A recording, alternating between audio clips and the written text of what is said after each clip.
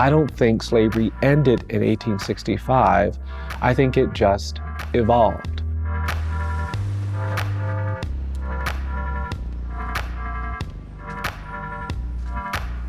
So this will be the entrance to the museum, and people will be directed over into this corner, which will be where we replicate a slave warehouse. And it'll go from slavery to lynching, to segregation, to mass incarceration. Why does the United States have the highest rate of incarceration in the world? Why are there 6 million people on probation or parole? Why is it true that today 1 in 3 black male babies born in this country is expected to go to jail or prison? There is a line from slavery, through racial terrorism, through segregation, that is evident in what we see in our criminal justice system today.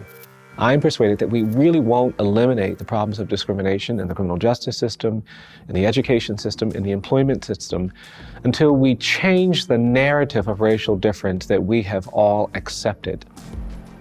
I believe that at the end of the 1960s, when we passed the Civil Rights Act and the Voting Rights Act, we should have committed to a process of truth and reconciliation, but we didn't do that. If you go to South Africa, you are not allowed to spend time in that country without confronting the history and the legacy of apartheid. If you go to Germany, you'll see a nation that has confronted the legacy of the Holocaust. In this country, we do the opposite. And I think that has to change. I think we have to be more honest. This exhibit has been created by jars with the names of lynching victims. Sometimes multiple people would be lynched at the same time. So this was an incident where 5 people were lynched all at the same time in Carrollton, Alabama, including a married couple.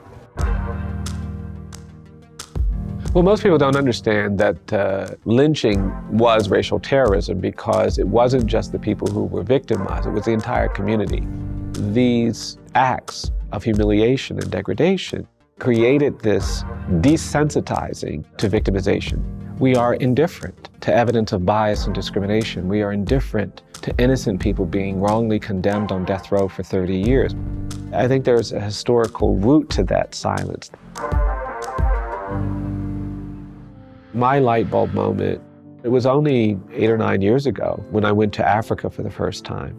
This young attorney met me at the airport and he took me to the ocean. She said, I wanted to bring you here to say something to you. And this lawyer turned to me and he said, I just want to say I'm sorry because this is where we lost you.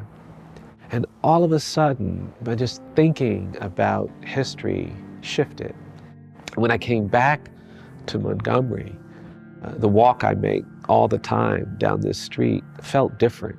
I was thinking about being on the other side of that injury, of that violence, of that abuse. I did begin to think about the ways in which we have to change our understanding of this story. And that's why we're creating a museum. That's why we have to have truth and reconciliation in this country.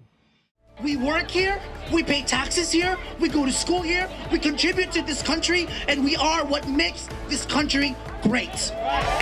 Thank you for having me here.